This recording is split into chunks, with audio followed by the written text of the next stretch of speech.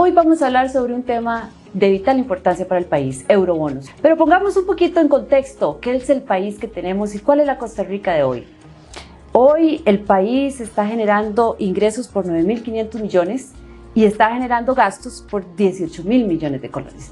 Entonces eso básicamente nos está dejando un hueco fiscal de 8.500 millones de dólares, y una deuda del Banco Central que casi llega al 70% de la deuda del PIB.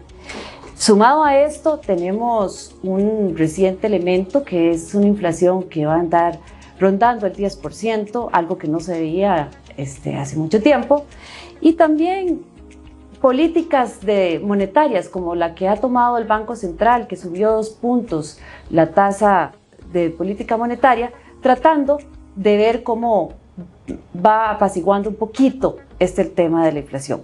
Y sobre todo, y ya llegando al punto importante en la discusión de eurobonos, el pago de intereses. Nos dicen los que están en la Asamblea Legislativa que si realmente se está cambiando deuda barata por deuda cara y que cuáles son los beneficios de dar este cheque en blanco, han dicho algunos también, de los eurobonos. Y están las propuestas. El gobierno inició con 15.000 millones en una propuesta, después hizo una propuesta de 6.000 millones y ahí pareciera un consenso de 1.500 millones en un primer inicio.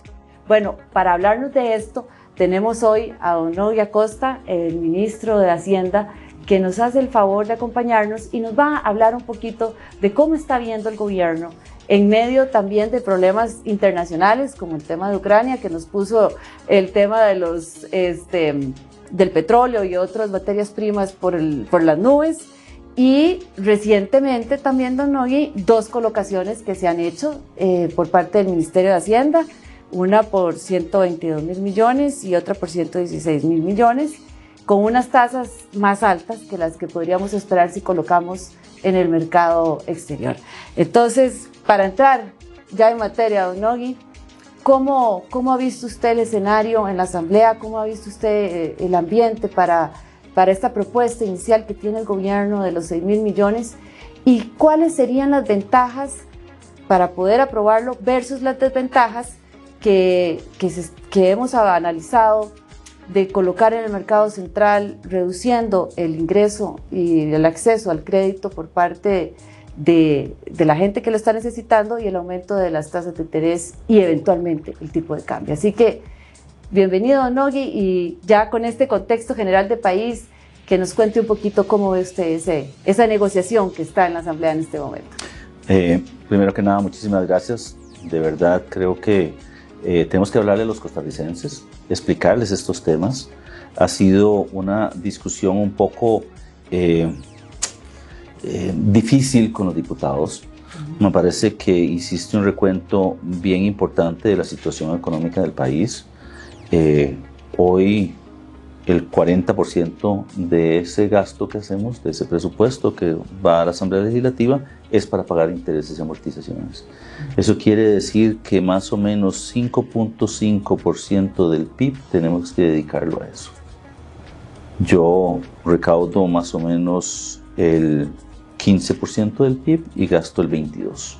Hay un gap importante que tenemos que financiar. Y ese financiamiento va a determinar cuánto voy a poder gastar o no.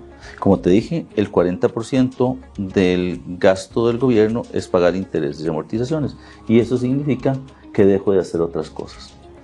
Por eso quería señalar que el presupuesto del 2023 es el mismo del 2022 dentro de ese entorno que acabas de señalar de una inflación mayor. Entonces los costarricenses tienen que entender que la necesidad del gobierno hoy es ver cómo se financia más barato. Esas emisiones o esas colocaciones que señalaste incrementaron la tasa a la cual captamos entre 300 y 150 puntos base. Y aquí eso puede sonar, digamos, como un poco etéreo, pero te lo voy a poner en números. 100 puntos base que crezca la colocación a la cual hago, la tasa de interés a la cual hago, representan 62.000 millones de colones en el presupuesto de la República. Eso quiere decir que el próximo año voy a tener que buscar de lo que ya está ahí presupuestado 62.000 millones adicionales Por eso es tan importante que la discusión de eurobonos, que es importante aclarar, eurobonos es un nombre, lo que es una autorización para que el gobierno de Costa Rica pueda ir a los mercados internacionales a colocar deuda. Esa autorización es importante por dos razones. El ahorro nacional es más o menos el 10.2% del PIB. Resulta que el Ministerio de Hacienda requiere ese 10.2% del PIB para poder financiar el gasto del próximo año. Entonces, ¿qué le va a quedar a los costarricenses, a los pequeños empresarios, a las personas que hoy deben? ¿Cuál tasa de interés van a quedar? Imagínense que la gente contrató créditos con una tasa básica pasiva del 4% y probablemente este año terminen en 7%. ¿Tendrán la capacidad económica para hacerlo? Lo mismo le pasa al Estado. Y eso es lo que es importante. Sí, ese es un punto que yo creo que los costarricenses es importante que usted se los aclare, porque salir al mercado local tiene un impacto para todos nosotros. Desde, como decíamos, se va a reducir la capacidad de los bancos para prestar, y ese es otro punto también que quisiera que usted nos pudiera dar su opinión, de un ciclo perverso, digo yo, de colocación de deuda. Tenemos, cuando ustedes salen a colocar, el ministerio, el gobierno sale a colocar, tenemos a una caja que compra, el INS, bancos del Estado y otros sectores privados. Ya la Contraloría ha llamado la atención de que la caja no te tiene que estar metiendo con esos montos tan importantes, pero es un tema finalmente de rendimiento, y los bancos van a dar rendimiento, pero van a dar menos préstamos y las tasas se van a subir. Bueno, ese es un escenario colocando deuda a más alto tasa de interés y menos años. El otro es salir al exterior con más años plazo y mejores tasas para tener más plata para invertir, como usted nos ha dicho. Bueno, ¿qué condiciones vería el gobierno, podría proponer el gobierno finalmente, para que los diputados no sientan que es ese cheque en blanco? ¿Y qué propuesta podría darles ustedes a los diputados para esa seguridad? Porque finalmente queremos pagar menos por los intereses, que es lo que nos está asfixiando como gobierno. Pero ¿qué condiciones podría usted, o han planteado desde el gobierno hacia los diputados, el Poder Legislativo, para que ellos sientan que no es ese cheque en blanco que están hablando? A ver, hay varias condiciones. La primera, fundamental, es que tenemos un acuerdo con el Fondo Monetario Internacional que tenemos que cumplir para poder lograr desembolsos. Esos compromisos se mantienen. Esos compromisos se basaron en una agenda de aprobación de impuestos que no tenemos, y entonces los hitos los vamos a tener que cumplir con contracción del gasto. Ese acuerdo con el fondo lo vamos a respetar, y me parece que ya debería ser un elemento suficientemente importante para los señores diputados de plantearlo. Este año el compromiso es llegar a un 0.7% de superávit primario. ¿Qué es el superávit primario? Es la diferencia entre los ingresos que recibo y los gastos sin los intereses.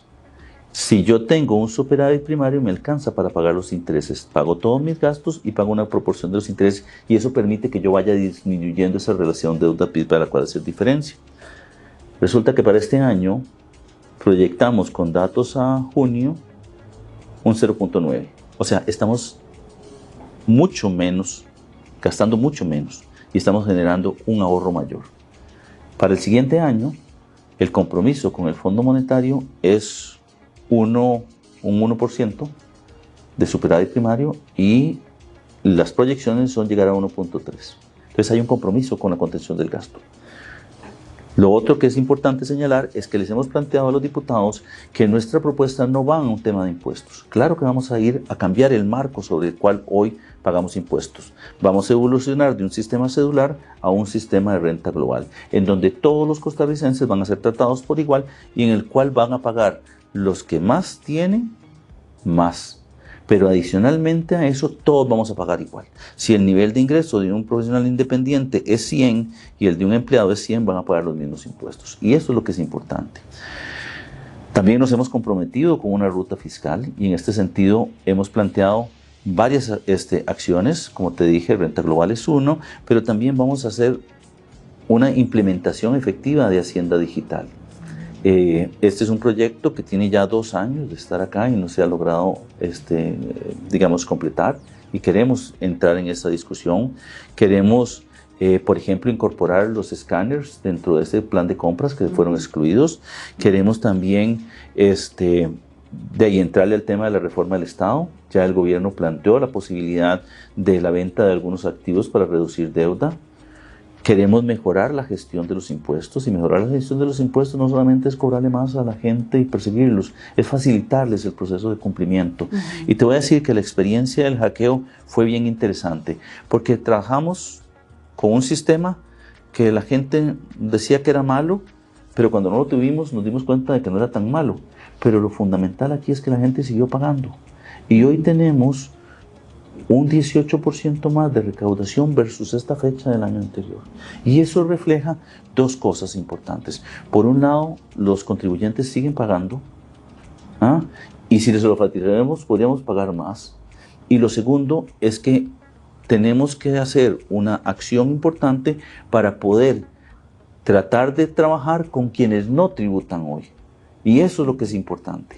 Ya sabemos que quienes hoy están inscritos, que quienes están pagando sus impuestos lo hacen. Deberíamos ir afuera, a buscar a la informalidad, a buscar a quienes hoy no están pagando impuestos. 2 cosas adicionales que nos interesa hacer es modificar el esquema en el cual estamos hoy. Queremos abrir el mercado de deuda costarricense para que inversionistas internacionales vengan.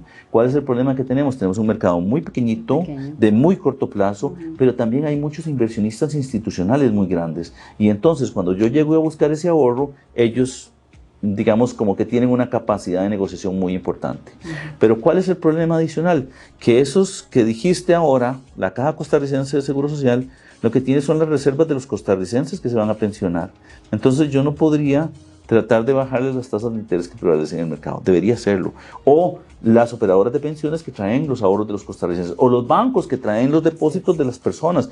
Entonces, lo que quiero decir es que deberíamos ir a hacer un mercado más competitivo en donde viniesen inversionistas del exterior. También queremos cambiar, y ahora que discutimos el tema de eurobonos, deberíamos plantearnos si esta discusión que tenemos cada cierto tiempo de autorizarle al gobierno a ir afuera, no deberíamos eliminarla, hacer una reforma constitucional y esta discusión plantearla en la aprobación de los presupuestos. Hoy, por ejemplo, voy a la Asamblea Legislativa con un presupuesto que tengo que presentarlo ahora el 1 de septiembre, en donde llevo todos los gastos, y los diputados se enfocan en el gasto, pero no analizan cómo lo financio. Y ese financiamiento lo puedo hacer en colones o en dólares. ¿Cuál es la diferencia de hacerlo en el mercado local o en el mercado internacional? Bueno, necesitamos una reforma constitucional y la vamos a llevar.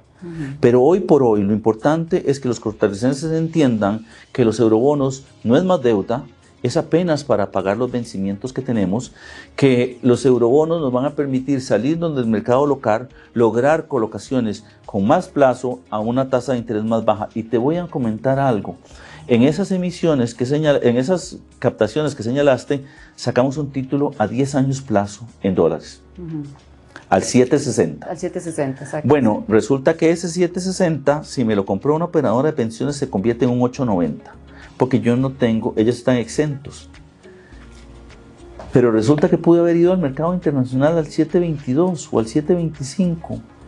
Y ese gap lo pagan los costarricenses porque yo se los tengo que cobrar. O peor aún, lo pagan porque las tasas de interés van a subir y lo van a tener que pagar en sus créditos porque van a tener que competir conmigo. Yo creo que la esencia de esta discusión de los eurobonos debería enfocarse en donde yo, como gobierno, mejoro las condiciones de los costarricenses. Claro, porque entonces estamos pagando más gastos corrientes, que son salarios, y estamos dejando muy poco para el gasto de capital, que es inversiones, infraestructura, y hacer más eficiente el Estado. En síntesis, bueno, vamos a entrar ahora en una etapa de negociación de diferentes fracciones donde van a pedir sus condiciones para ese financiamiento, y evidentemente el Estado costarricense, en nuestra realidad, está necesitando mejorar las condiciones de esa deuda. Para poner en contexto, una tarjeta que lo está asfixiando al presupuesto familiar y necesita ir a mejorar esas condiciones de esa tasa de interés para poder tener más recursos, para poder utilizarlos en el bienestar de una familia. Bueno, algo así extrapoladamente va a ser el tema del presupuesto y por eso es muy importante lo que se está negociando. Entonces no es poca cosa, don Nogui, agradecerle el espacio en esta explicación que nos ha dado a todos los costarricenses de cómo ve el gobierno este tema tan importante que es cómo se va a financiar y cómo nos puede afectar a todos. Y estaremos atentos en esa propuesta y en esas negociaciones que se van a dar en estos días. Muchísimas gracias. No, con mucho gusto. Quisiera terminar diciéndole a los costarricenses que este proyecto lo que busca es mejorar esa condición. Desde el punto de vista práctico, el Ministerio de Hacienda hoy es un jugador que podría catalogarse como el elefante en la cristalería, ¿verdad? Entonces, hacia donde se mueva, va a afectar a los demás. Hay que sacarlo de ahí, darle la oportunidad de ir a los mercados internacionales, de poder salirse de ese entorno. Y un tema que también es importante, esto no se puede abstraer de esa discusión de cuál es el Estado que queremos. Y yo creo que estamos en una coyuntura en donde deberíamos ir definiendo eso, como sociedad, qué es lo que queremos hacer. Porque te voy a decir algo, yo tengo un superávit primario, si no tuviese deuda, me estaría sobrando plata. Entonces yo sí quiero saber cuál es el Estado que queremos cuando logremos ir solucionando los problemas que tenemos. Apagar el incendio y después tener esa visión de Estado y en qué queremos invertir esos recursos, sin duda alguna. Muchísimas gracias, don Nogui, y muchísimas gracias a los que nos han escuchado en este espacio y estaremos dándole seguimiento, sin duda alguna, al tema de eurobonos, que es un tema neurálgico en la relación Estado y Asamblea Legislativa en este momento.